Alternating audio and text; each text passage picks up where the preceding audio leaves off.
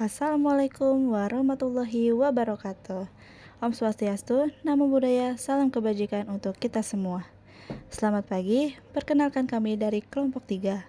Pada kesempatan kali ini, kami akan mempresentasikan materi mengenai Corporate Social Responsibility atau CSR, khususnya tentang regulasi hukum standar nasional dan standar internasional yang menjadi dasar penerapannya di Indonesia. Materi ini kami susun sebagai bagian dari mata kuliah Corporate Responsibility dengan dosen pengampu yaitu Ibu Rona Tumior Mauli C. Simungkir SEMM. Adapun anggota kelompok kami yaitu pertama dengan saya sendiri Revok Tafirani, selanjutnya ada Seiba Tiffany Ranansyah, ada Vika Alfi Utami, ada Khofidatul Fatiha Ilmi, ada Andri Saputra, ada Irfan Aziz, dan yang terakhir yaitu Muhammad Rafi Alfareza. Kami berharap setelah presentasi ini kita semua bisa lebih memahami bagaimana peran CSR bukan hanya sebagai bentuk kepedulian sosial, tetapi juga sebagai kewajiban hukum yang mengikat perusahaan. Selanjutnya kita akan langsung masuk ke pembahasan yang pertama, yaitu ada landasan teori CSR. CSR atau tanggung jawab sosial perusahaan merupakan sebuah konsep yang menuntut perusahaan untuk tidak hanya berorientasi pada profit atau keuntungan, tetapi juga memperhatikan dampak sosial, lingkungan, dan etika dari kegiatan bisnisnya. Gagasan ini pertama kali diperkenalkan secara serius oleh Howard R. Bowen pada tahun 1953 yang disebut sebagai Bapak CSR modern. Perkembangan CSR semakin kuat seiring munculnya gerakan lingkungan global seperti konferensi PBB di Stockholm tahun 1972 dan laporan Brundtland pada 1987 yang memperkenalkan konsep pembangunan berkelanjutan atau Sustainable Development. Dalam konteks saat ini, CSR menjadi sangat relevan karena banyak tantangan global seperti perubahan iklim, ketimpangan sosial, serta tekanan publik terhadap praktik bisnis yang tidak etis. CSR bukan hanya sekedar citra positif, tetapi menjadi strategi keberlanjutan jangka panjang yang memperkuat posisi perusahaan di mata masyarakat dan pemangku kepentingan. Selanjutnya kita masuk ke definisi dan ruang lingkup CSR. Menurut World Business Council for Sustainable Development, CSR adalah komitmen bisnis untuk berkontribusi terhadap pembangunan ekonomi berkelanjutan sambil meningkatkan kualitas hidup karyawan, keluarga mereka, komunitas lokal, dan masyarakat secara luas. CSR memiliki 4 dimensi utama menurut model Archie B. Carroll. Yang pertama, ada tanggung jawab ekonomi, yaitu perusahaan harus menghasilkan keuntungan untuk bertahan dan berkembang, karena tanpa profit, tanggung jawab sosial lainnya sulit dijalankan. Yang kedua yaitu tanggung jawab hukum, yaitu perusahaan wajib menaati peraturan dan undang-undang sebagai bentuk integritas dan tata kelola yang baik. Yang ketiga ada tanggung jawab etis, yaitu perusahaan harus berperilaku adil, jujur, transparan, serta memperhatikan norma dan nilai di masyarakat. Dan yang terakhir ada tanggung jawab filantropis, yaitu perusahaan diharapkan memberikan kontribusi sukarela bagi masyarakat, misalnya lewat bantuan sosial, pembangunan infrastruktur, atau program lingkungan. Dari sini, kita dapat melihat bahwa CSR bukan hanya tentang donasi, tetapi juga bagaimana perusahaan menjalankan bisnisnya dengan bertanggung jawab secara menyeluruh. Selanjutnya yaitu teori-teori CSR. Untuk memahami penerapan CSR secara menyeluruh, ada beberapa teori penting yang menjadi landasan akademik dan praktis. Yang pertama ada stakeholder theory, yaitu diperkenalkan oleh R. Edward Freeman, yaitu teori ini menyatakan bahwa perusahaan harus memperhatikan kepentingan semua pihak yang terlibat, mulai dari karyawan, konsumen, investor, pemerintah, hingga masyarakat luas. CSR menjadi salah satu cara membangun hubungan baik dan berkelanjutan jangka panjang. Yang kedua ada Economic Accounting Theory, yaitu teori ini berhubungan dengan pelaporan keuangan dan transparansi. CSR harus dicatat, dilaporkan, dan dipertanggungjawabkan sebagai bagian dari kegiatan bisnis yang sah dan terukur. Yang ketiga ada Accountability Theory, yaitu menekankan tanggung jawab moral dan etis dari individu atau organisasi. Dalam konteks CSR, perusahaan tidak hanya melapor, tetapi juga bertanggung jawab atas dampak nyata dari aktivitasnya. Dan yang terakhir ada Sustainability Theory, yaitu berfokus pada keseimbangan 3 aspek utama, yaitu sosial, ekonomi, dan lingkungan. Teori ini menekankan pentingnya perusahaan dalam menjaga keberlanjutan sumber daya bagi generasi mendatang. Dengan memahami teori-teori ini, kita dapat melihat bahwa CSR bukan sekedar program, melainkan pendekatan strategis yang terintegrasi dalam bisnis. Baik, selanjutnya yaitu ada Undang-Undang Nomor 40 Tahun 2007, Perseroan Terbatas. Undang-undang ini merupakan dasar hukum utama yang mewajibkan perusahaan di bidang sumber daya alam untuk melaksanakan tanggung jawab sosial dan lingkungan. Dalam pasal 74 ditegaskan bahwa CSR adalah kewajiban hukum dan harus direncanakan serta dianggarkan. Pelaksanaan CSR harus dilakukan secara patut dan wajar. Perusahaan yang tidak melaksanakan kewajiban ini dapat dikenakan sanksi hukum. Hal ini menunjukkan bahwa CSR di Indonesia bukan hanya bersifat sukarela, melainkan sudah memiliki kekuatan hukum yang memikat. Selanjutnya yaitu ada implikasi dan penerapan Undang-Undang 40 tahun 2007. Implikasi dari regulasi ini cukup luas. Pertama, perusahaan wajib mengalokasikan anggaran CSR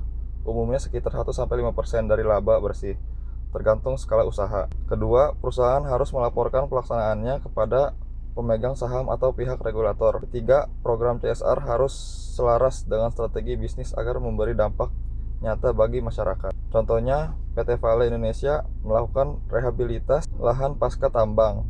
Unilever Indonesia mengembangkan program pengurangan limbah plastik. Regulasi ini juga mencerminkan penerapan teori stakeholder, piramida CSR, dan sustainability dalam praktik nyata. Selanjutnya itu ada tantangan Undang-Undang Nomor 40 Tahun 2007. Meskipun sudah ada dasar hukum yang kuat, pelaksanaan undang-undang ini masih menghadapi berbagai tantangan. Banyak perusahaan melihat CSR sebagai beban kewajiban, bukan sebagai investasi strategis. CSR sering hanya dipahami sebagai kegiatan filantropi sesaat, bukan program jangka panjang. Potensi penyalahgunaan data CSR juga menjadi perhatian, khususnya jika koordinasi dengan pemerintah daerah lemah. Regulasi ini lebih fokus pada perusahaan SDA, sementara sektor lain masih bersifat sukarela. Oleh karena itu, perlu pengawasan yang lebih ketat dan pemahaman strategis dari pelaku usaha. Selanjutnya, Undang-Undang Nomor 22 Tahun 2001 Minyak dan Gas Bumi. Undang-Undang Migas ini memberikan landasan bagi sektor energi untuk lebih terbuka terhadap partisipasi swasta sekaligus mewajibkan tanggung jawab sosial. Pada bab 11 pasal 40 ditegaskan bahwa pelaku usaha wajib yang pertama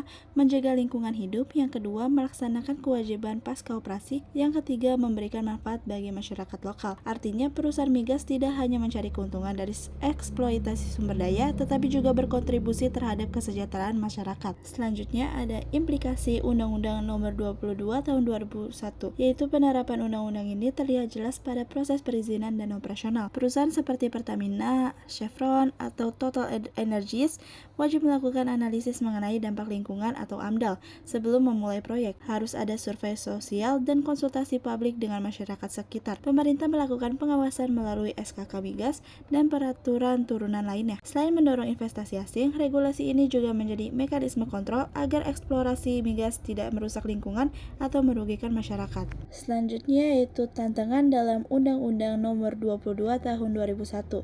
Tantangan yang dihadapi yaitu antara lain sebagai berikut. Yang pertama, ketidakjelasan standar teknis pelaksanaan CSR di sektor migas. Yang kedua, kesenjangan antara regulasi dan praktik, yaitu banyak perusahaan yang belum konsisten menjalankan program CSR. Dan yang terakhir yaitu minimnya transparansi dalam pelaporan kepada publik, sehingga sulit diukur dampaknya.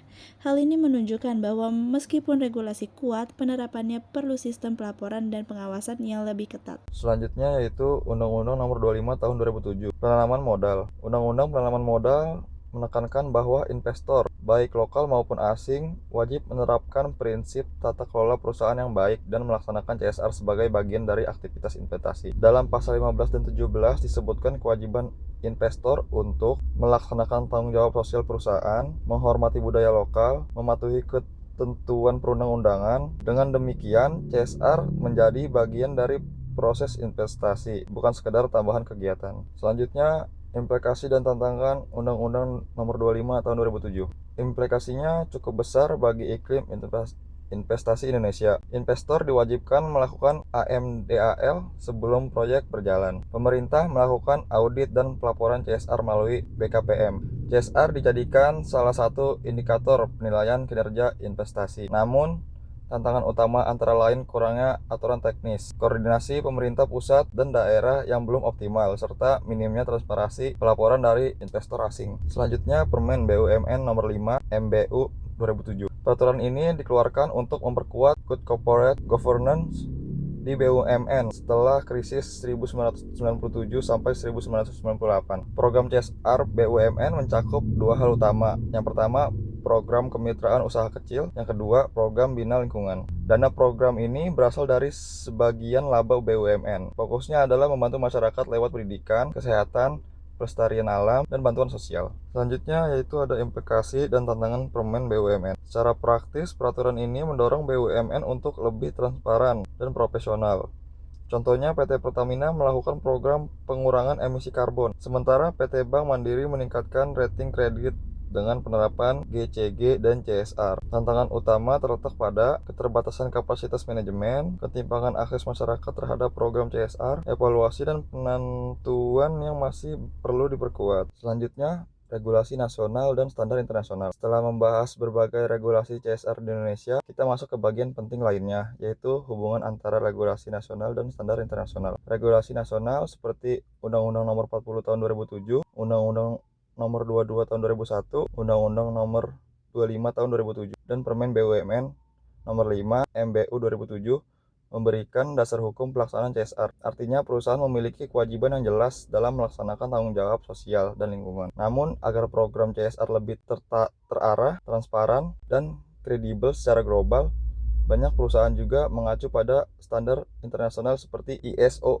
26000 dan GRI. Kombinasi keduanya membuat pelaksanaan CSR tidak hanya patuh hukum, tapi juga profesional dan mudah diukur dampaknya. Selanjutnya, ISO 26000 dan GRI. ISO 26000 adalah panduan internasional tentang tanggung jawab sosial organisasi. Standar ini menekankan 7 hal penting seperti tata kelola, HAM, ketenagakerjaan, lingkungan, praktik etis, isu konsumen, dan pelibatan masyarakat. Sementara GRI atau Global Reporting Initiative adalah kerangka pelaporan keberlanjutan. Melalui GRI, perusahaan melaporkan kinerja ekonomi, sosial, dan lingkungan secara terukur. Contohnya GRI 201 untuk kontribusi ekonomi atau GRI 305 untuk emisi. Jadi ISO 26000 mengarah pelaksanaan CSR, sedangkan GRI membantu mengukur dan pelaporan hasilnya. Selanjutnya, sinergi regulasi dan standar global. Sinergi antara aturan nasional dan standar global membawa banyak manfaat bagi perusahaan, meningkatkan kepercayaan publik, dan memudahkan pelaporan. Bagi pemerintah, mempermudahkan pengawasan dan evaluasi. Bagi masyarakat, program CSR menjadi lebih nyata dan berdampak langsung. Sinergi ini juga mendukung pencapaian Sustainable Development Goals, karena CSR berperan dalam pembangunan ekonomi, sosial, dan lingkungan secara berkelanjutan. Selanjutnya yaitu ada studi kasus. Profil perusahaan PT Indah Kait Pulp dan Paper Tbk. Sebelum membahas penerapan CSR-nya, mari kita kenali terlebih dahulu profil singkat PT Indah Kiat Pulp dan Paper Tbk. PP Indah Kiat merupakan salah satu perusahaan besar di Indonesia yang bergerak di industri pulp dan kertas. Perusahaan ini didirikan pada tahun 1976 dan merupakan bagian dari Asia Pulp dan Paper atau APP, salah satu produsen pulp dan kertas terbesar di Asia. Pabrik utamanya berlokasi di Perawang, Riau, dengan fasilitas penduduk di beberapa daerah lainnya. Perusahaan ini memanfaatkan hutan tanaman industri atau HTI sebagai bahan baku utamanya, sehingga aktivitas operasionalnya sangat berkaitan dengan pengelolaan sumber daya alam. Karena itu, PT Indah Kait wajib melaksanakan tanggung jawab sosial dan lingkungan CSR sesuai dengan peraturan perundang-undangan yang berlaku di Indonesia seperti Undang-Undang Nomor 40 Tahun 2007. Selain itu, perusahaan juga mengembangkan berbagai inisiatif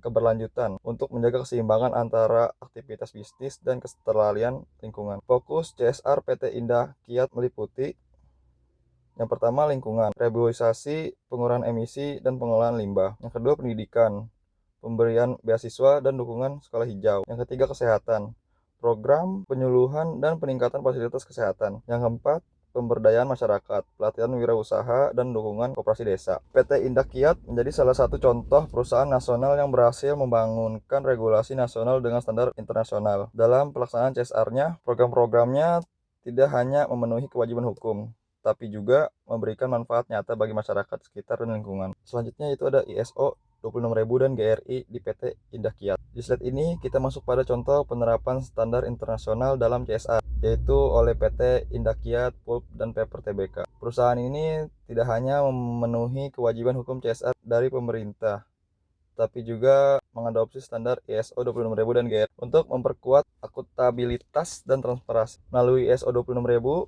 PT Indah Kiat menetapkan struktur tim khusus untuk menangani program CSR, menjamin perlindungan hak pekerja seperti keselamatan kerja, upah yang adil, serta kesetaraan gender. Menerapkan program lingkungan seperti efisien energi, pengelolaan limbah, pemantauan kualitas air dan udara, serta penghijauan. Aktif melibatkan masyarakat sekitar melalui konsultasi dan kemitraan dalam setiap program. Dalam pelaporan, perusahaan menggunakan kerangka GRI. Beberapa indikator GRI yang digunakan antara lain GRI 201, kontribusi ekonomi terhadap masyarakat dan negara. GRI 302, efisiensi penggunaan energi. GRI 303, pengelolaan air dan limbah cair. GRI 305, pengurangan emisi karbon. GRI 413, keterlibatan dan dampak terhadap masyarakat lokal. Pelaporan ini dilakukan secara rutin setiap tahun untuk terbuka untuk publik, sehingga masyarakat dan investor dapat melihat langsung dan tanggung jawab sosial perusahaan. Inilah salah satu contoh nyata bagaimana CSR dapat dijalankan secara terstruktur, transparan, dan berkelanjutan. Selanjutnya yaitu ada keterpaduan regulasi ISO 26000 dan GRI. Keterpaduan antara regulasi nasional ISO 26000 dan GRI sangat penting dalam menciptakan pelaksanaan CSR dan yang efektif. Masing-masing memiliki peran yang saling melengkapi. Regulasi nasional seperti Undang-Undang Nomor 40 Tahun 2007 berfungsi sebagai dasar hukum pelaksanaan CSR. Membuat program CSR menjadi kewajiban perusahaan, bukan sekadar pilihan. ISO 26000 berfungsi sebagai pedoman pelaksanaan CSR, memberi arah dan prinsip dalam menjalankan tanggung jawab sosial dengan etika dan berkelanjutan. GRI menjadikan alat pelaporan yang objektif dan terukur, memastikan setiap program dapat dipantau dan dievaluasi. Dengan ketiga unsur ini, CSR tidak hanya menjadi aktivitas simbolik atau sekedar donasi, melainkan sebuah sistem yang terintegrasi. Ada perencanaan dan landasan hukum yang jelas, ada panduan pelaksanaan yang beretika, dan ada pelaporan yang transparan. Dampaknya sangat besar, terutama dalam membangun kepercayaan publik, meningkatkan reputasi perusahaan, dan mendorong pembangunan berkelanjutan di lingkungan tempat perusahaan beroperasi. Selanjutnya kesimpulan. Nah, dari pembahasan ini kita dapat menarik beberapa poin penting, yaitu CSR saat ini bukan sekadar aktivitas sosial, tetapi sudah menjadi bagian dari strategi bisnis dan pembangunan berkelanjutan. Regulasi nasional seperti Undang-Undang Nomor 40 Tahun 2007 dan regulasi lainnya memberi dasar hukum dan kewajiban yang jelas bagi perusahaan. Standar internasional seperti ISO 26000 dan GRI memperkuat kredibilitas, transparansi, serta akuntabilitas pelaksanaan CSR. Ketika keduanya disinergikan, perusahaan dapat melaksanakan program CSR yang terarah, berkelanjutan, dan berdampak langsung bagi masyarakat dan lingkungan. Contoh penerapan oleh PT Indakiat menunjukkan bagaimana CSR dapat menjadi bagian dari strategi perusahaan dan bukan hanya kewajiban administratif. Dengan CSR yang baik, perusahaan bisa menjaga hubungan dengan masyarakat, meningkatkan citra, sekaligus mendukung pembangunan nasional. Baik, demikian presentasi dari kelompok kami mengenai Corporate Social Responsibility atau CSR, serta keterkaitannya dengan regulasi nasional dan standar internasional. Kami sudah membahas dasar hukumnya, panduan pelaksanaannya, serta contoh penerapannya di dunia nyata. Intinya, CSR bukan hanya tentang memberi, tetapi tentang bertanggung jawab secara menyeluruh kepada masyarakat, lingkungan, dan generasi mendatang. Terima kasih kami ucapkan atas perhatian Bapak, Ibu, dan teman-teman sekalian, dan sampai jumpa kembali di lain video.